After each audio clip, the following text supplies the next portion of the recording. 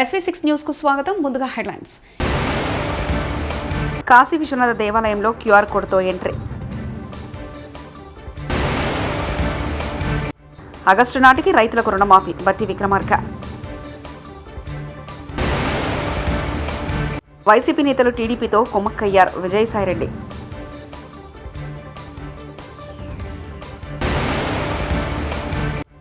ప్రధాని మోదీ గుండెల్లో నేనున్న పవన్ కళ్యాణ్. ప్రఖ్యాత కాశీ విశ్వనాథ ఆలయాన్ని దర్శించే యాత్రికులకు మరింత సులభతరంగా ఆలయ ప్రవేశానికి అధికారులు ఏర్పాటు చేస్తున్నారు. ఇందులో భాగంగా QR కోడ్ ఆధారిత గుర్తింపు కార్డుతో ఆలయం ఆవరణలోకి కల్పించనున్నారు. VIP దర్శనము, ప్రోటోకాల్ దర్శనం కోసం వచ్చేవారికి ఈ పద్ధతిలో ఎంట్రీ కల్పించనున్నారు. గత మార్చి నుంచి అధికారులు, ఉద్యోగులకు మాత్రమే ఈ వెసులుబాటు కల్పించగా ఇప్పుడు సాధారణ యాత్రికులకు కూడా ఈ అవకాశాన్ని విస్తరిస్తున్నారు. జైలు నుంచి విడుదలయ్యాక జార్ఖండ్ ముఖ్యమంత్రి హేమంత్ సోరెన్ సోమవారం ఢిల్లీలో ప్రధాని నరేంద్ర మోదీని తొలిసారి కలిశారు. సీఎం పదవి చేపట్టాక ప్రధానితో జరిగిన తొలి సమావేశం ఇది.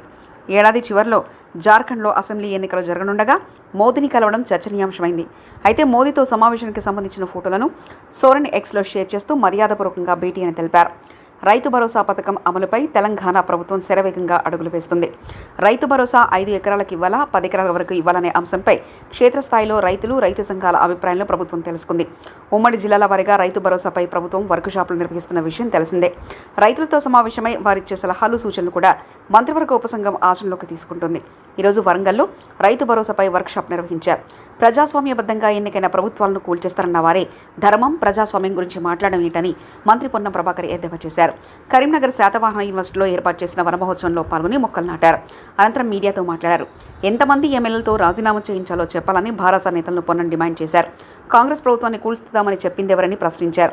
కాంగ్రెస్ ఇతర పార్టీల ఎమ్మెల్యేలను చేర్చుకోవాలన్న ఆలోచనలు తమకు లేదని పొన్నం ప్రభాకర్ స్పష్టం చేశారు.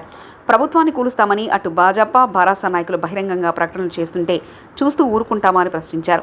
తాము ధర్మం తప్పడం లేదని, రాజనీతి చేస్తున్నామని పొన్నం ప్రభాకర్ స్పష్టం చేశారు. ప్రభుత్వాన్ని నడుపుకునేటువంటి సామర్థ్యం గల, శక్తి గల వాళ్ళంగా ప్రభుత్వాన్ని నిలబెడతామని వస్తున్నటువంటి శాసనసభ్యులు తీసుకుంటున్నాం.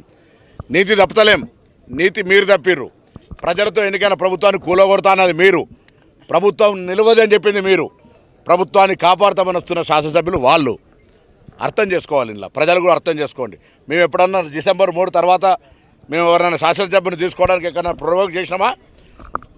గిచ్చి, రెచ్చగొట్టి, ప్రభుత్వాన్ని కూలగొడతామని భయపెట్టి, చీల్చే ప్రయత్నం చేసి, నెగోషియేషన్ చేసి ఇవాళ మళ్ళీ మీరు మాట్లాడుతారు రాజనీతి, నీతి ఉన్నదా, నీతి బాహ్యంగా మాట్లాడుతూ ఉన్నారు. ఎవడు నీతి, ఎవడు రాజనీతి? మీరే కదా ప్రభుత్వాన్ని కూలగొడతా అన్నది. ప్రభుత్వాన్ని కాపాడుతామని చెప్పి వస్తున్నట్టు వాళ్ళు చేంజ్ చేసుకునే బాధ్యత మాకు, ప్రభుత్వం సామర్థ్యంగా 5 సంవత్సరాలు ప్రజలు ఇచ్చిన తీర్పుతో కాపాడుకునేటువంటి బాధ్యత మాకు లేదా?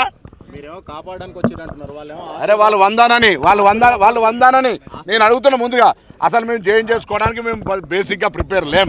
కానీ మా ప్రభుత్వం కూలగొడతా అంటుంటే ఎవరికి కూలగొట్టేటువంటి సాధ్యం లేకుండా చేసుకునేటువంటి బాధ్యత మాకుందా లేదా? ఆస్తులు నిన్న చెప్పిన ముఖ్యమంత్రి గారు, ఎక్ఎంఎల్ఏషన్కి ఏం తక్కువ ఉన్నది, ఎవరికి ఏం తక్కువ ఉన్నది? ఆస్తుల కోసం ఆనాడు మీరు చెప్తేనేమో ఒక నీతి, మేము చెప్తే ఒక నీతి. ఆనాడు మీరు రాజకీయ పునరేకీకరణ, లేకపోతే రాజకీయాల్లో ఇంకో మాట, మీరు ఒక లాంగ్వేజ్ డిక్షనరీలో మీరు ఒక చెప్పారు, మేము చెప్తా ఉన్నాం మా ప్రభుత్వాన్ని నిలబెట్టడానికి వస్తున్నామని. ఆనాడు మీరు చెప్పిన తప్పైతే ఎవరు తప్పనుకోండి, మాకేం బాధలే. కానీ మా ప్రభుత్వం ఎటువంటి ప్రలోభాలు లేకుండా ప్రభుత్వాన్ని నిలబెట్టాలి. ఈ ప్రభుత్వం ప్రజాస్వామికంగా ఎన్నికైంది, ప్రజాపాలన జరుగుతోంది. గతంలో మంత్రులు, ఎమ్మెల్యేలు కూడా కలిసి అవకాశం లేకుండా నేతృత్వంగా నడిచింది.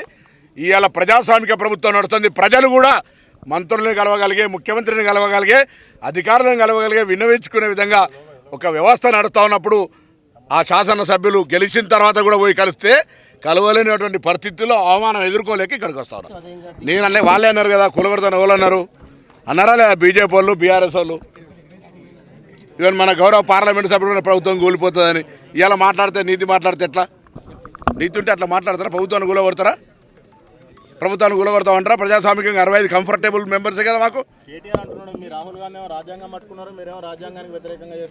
మేము రాజకీయ నీతి చేస్తా ఉన్నాం. రాజ్యాంగం సంబంధించిన నీతి గురించి మాట్లాడితే దయ్యాలు వేదాలు వాళ్ళు ఇచ్చినట్టు అయితే కేటీఆర్ గారు ఆయన మాట్లాడితే ఎట్లా? శాసనసభ్యుని రాజీనామా చేయించకుండా మంత్రి చేసుకున్న వాళ్ళు మా మీద మాట్లాడే హక్కెక్కడిది? కేంద్రంలో ఉన్నటువంటి వాళ్ళు కూడా ఇలా ఎంత రాజకీయమైనటువంటి విధ్వంసానికి వాళ్ళు రాజ్యాంగం గురించి మాట్లాడితే ఎట్లా? అసలు రాజ్యాంగం అనేటువంటి దానికి ప్రధానికి రాజ్యాంగానికి సంబంధించి వైసీపీ ప్రభుత్వ హయాంలో రోడ్డుపైకి రావాలంటే భయమేసే పరిస్థితి ఉండేదని డిప్యూటీ సీఎం పవన్ కళ్యాణ్ విమర్శించారు. గతంలో సోషల్ మీడియాలో పోస్టు పెట్టాలంటే భయం, ఇంట్లో వాళ్ళపై కూడా దుర్భాషలాడిన పరిస్థితి చూశాం. 5 కోట్ల మంది ఒకటే అరాచక ప్రభుత్వాన్ని బుద్ధి చెప్పారు.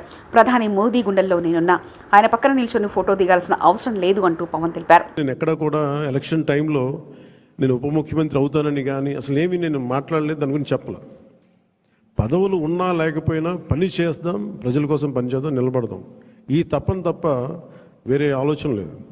అలాంటి మనకి ఈరోజున మన ప్రభుత్వంలో భాగస్వామ్యం అవటం మనందరికీ కూడా చాలా పెద్ద బాధ్యత. మనం ఈ 21 మందిని కూడా మన ఎమ్మెల్యేలు కానీ మిమ్మల్ని కానీ కలవడానికి ఎందుకు ఇంత టైం పట్టింది అని అంటే, నేను ఎప్పుడు అధికారం నేను చూడలేదు, ఎమ్మెల్యేగా అడుగు పెట్టాల, అధికారం ఎప్పుడు చూడలే. ప్రజలతో పోరాటం చేసుకుంటూ వెళ్ళిపోయాను తప్ప ఎక్కడ కూడా అధికారం ఎలా ఉంటుంది, దాని తాలూ కష్ట నష్టాలు ఏంటి, దాని లోతుపాతు ఏంటి మనకి ఎప్పుడు తెలియదు. అసలు నాకు బాధ్యత తీసుకోగానే చాలా కీలకమైన శాఖలు మనం తీసుకున్నాం. సివిల్ సప్లైస్, అలాగే సినిమాటోగ్రఫీ, టూరిజం, దాంతోపాటు పర్యావరణం, అటవీ శాఖ,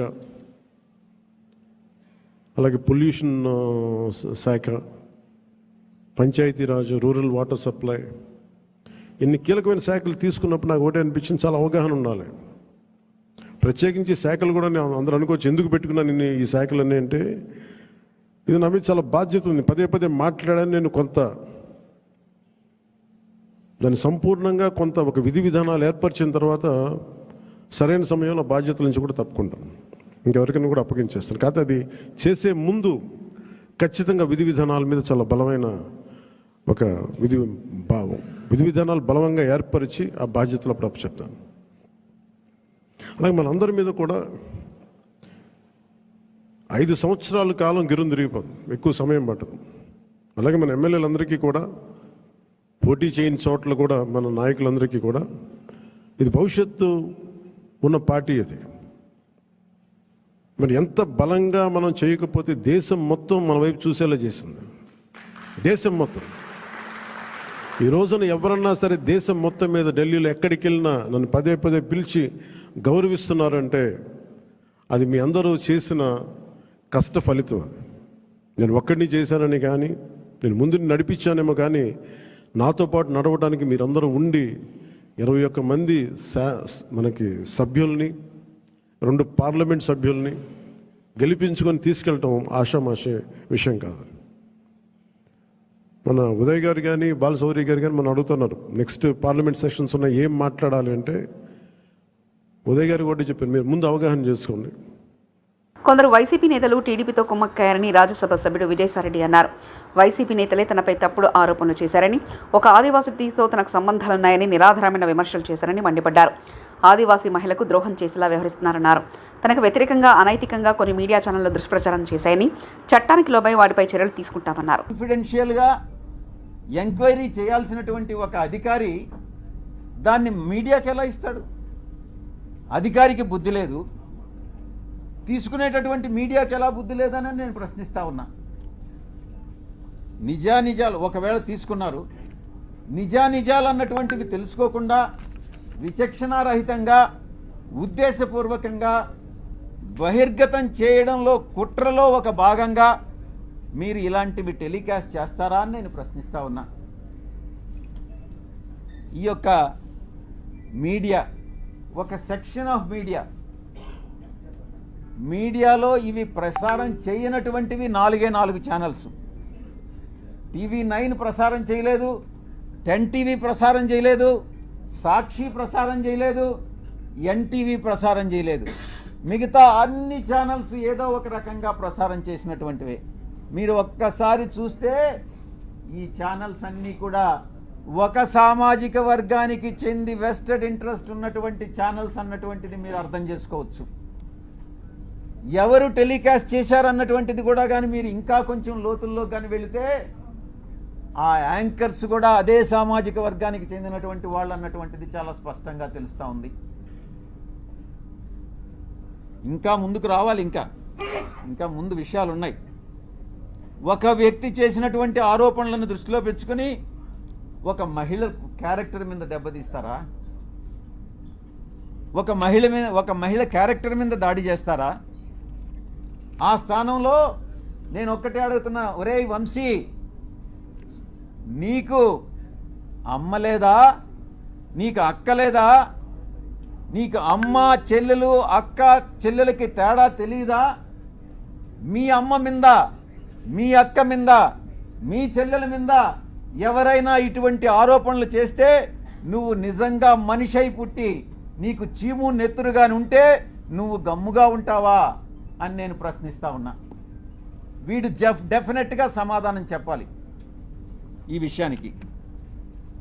ఈ మారెళ్ల వంశీ అనేటటువంటి వాడు, ఆంధ్రజ్యోతి వెంకటకృష్ణ, టీవీ5 సాంబడు, వాళ్ళ పుట్టుక మీదనే నాకు అనుమానం ఉంది. నేను ఈరోజు చెప్తా ఉన్నా పత్రికాముఖంగా, ఒరేయ్ మీ పుట్టుక మీదనే నాకు అనుమానాలు ఉన్నాయిరా. మీ తల్లిదండ్రులకి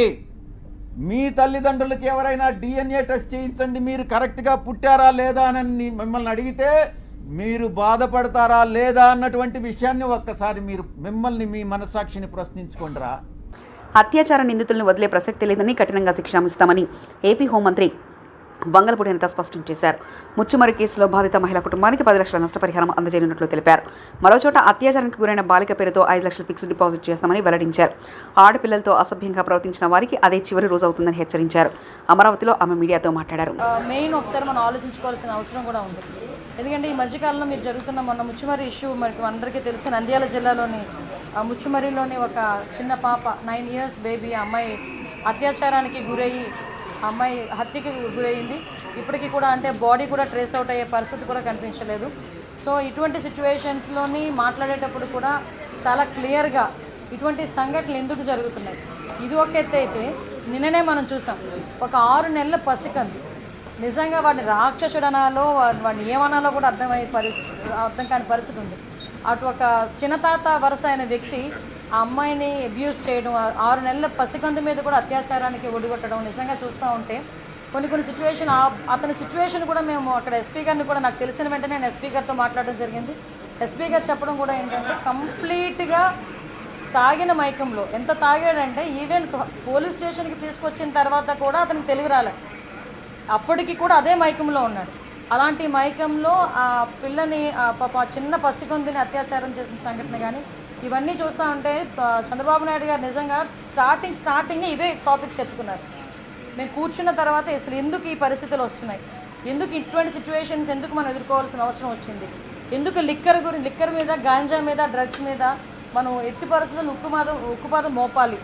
ఈ గంజాయి మత్తులోని కానీ, డ్రగ్స్ మత్తులోని కానీ, ఈ మద్యం మత్తులోని కానీ వీళ్ళు చేసిన అరాచకాలు చూస్తూ ఉంటే ఎక్కడో ఒకటి వీళ్ళకి ఫుడ్ స్టాప్ పడాలి అనే ఉద్దేశంతో ఎస్పెషల్లీ ఈ 2 కేసుల విషయంలో జరిగిన 5 నెలల పసికందు మీద జరిగిన అత్యాచారం కానీ, అమ్మాయి హత్య విషయంలోనే కానీ చాలా సీరియస్గా స్పందించి గౌరవ ముఖ్యమంత్రి గారు ఈ 2 ఇష్యూస్కి కూడా ఒక స్పెషల్ కోర్టును కూడా ఇమీడియట్గా ఏర్పాటు చేసి ఆ స్పెషల్ కోర్టు ద్వారా అతి తొందరగా నిందితులు ఎవరైతే ఉన్నారో వాళ్ళకి శిక్ష పడే విధంగా చేయడానికి ఆదేశాలు కూడా జారీ చేయడం జరిగింది. అయితే ఆ అమ్మాయి మరి అతి క్రూరంగా చంపబడింది. ఆ అమ్మాయిని కూడా గొంతు నిలిపి చంపి అక్కడ వాళ్ళు చెప్పిన విధానం బట్టి ఒక రాయి కట్టి అక్కడున్న చెరువులోనో కొల్లోనో పడేసిన పరిస్థితి. సో అటువంటి సిచ్యువేషన్లో అమ్మాయి బాడీ కూడా ట్రేస్ అవుట్ అవ్వలేదు. ఎన్డీఆర్ఎఫ్ బృందాలు ఇంచుమించుగా చాలా ఎక్కువగా మేమందరం కూడా పంపించడం జరిగింది. ప్రతిరోజు కూడా కంపల్సరీగా చంద్రబాబు నాయుడు గారు దీని గురించి మానిటర్ చేస్తున్నారు, మమ్మల్ని ప్రతిరోజు అడుగుతున్నారు. నిందితులు ఉన్నారు, నిందితులను కూడా పట్టుకుని రిమాండ్కి పంపించడం కూడా జరుగుతుంది, అరెస్ట్ చేయడం జరిగింది, ఇప్పుడు రిమాండ్ కూడా పెడుతున్నారు. అట్ ద సేమ్ టైం ఆ కుటుంబానికి చనిపోయిన బిడ్డను ఎవరు కూడా తీసుకురాలేరు. జస్ట్ వాళ్ళకి ఒక కాంపెన్సేషన్ విషయంలో ఒక 10 లక్షల రూపాయలు ఇవ్వాలని చెప్పి ఆ ముచ్చుమరి కేసులో మనకి 9 సంవత్సరాల ఆడబిడ్డకి ఏదైతే అన్యాయం జరిగిందో, అమ్మాయి హత్యగా వేయించబడిందో ఆ కుటుంబానికి 10 లక్షల రూపాయలు. అదేవిధంగా ఇప్పుడు అత్యాచారానికి గురైన బాలిక ఉంది, బాలిక ఇన్ ద సెన్స్ పసికందు, ఆ పసికందుకి కూడా ఒక 5 లక్షల రూపాయలు ఫిక్స్డ్ డిపాజిట్ చేసి రేపు పొద్దున్న అమ్మాయికి ఉపయోగపడేటట్టుగా ఫిక్స్డ్ డిపాజిట్ చేయమని కూడా ఇప్పుడే సీఎం గారు ఆదేశాలు ఇచ్చారు. ఈ విషయంలో ఎలాంటి వాళ్ళైనా కూడా పగడ్బందీగా ఎట్టి పరిస్థితులను వదిలే ప్రసక్తి లేదు అని చెప్పి చాలా క్లియర్గా చెప్పడం జరిగింది. అట్ ద సేమ్ టైం ఈరోజు ఏదైతే గంజా విపరీతంగా పెరిగిపోయి, డ్రగ్స్ విపరీతంగా యూసెస్ పెరిగిపోయి, నకిలీ మద్యం తాగి కాశీ విశ్వనాథ దేవాలయంలో క్యూఆర్ కోడ్తో ఎంట్రీ. ఆగస్టు నాటికి రైతులకు రుణమాఫీ, బట్టి విక్రమార్క. వైసీపీ నేతలు టీడీపీతో కుమ్మక్కయ్యారు. విజయసాయిరెడ్డి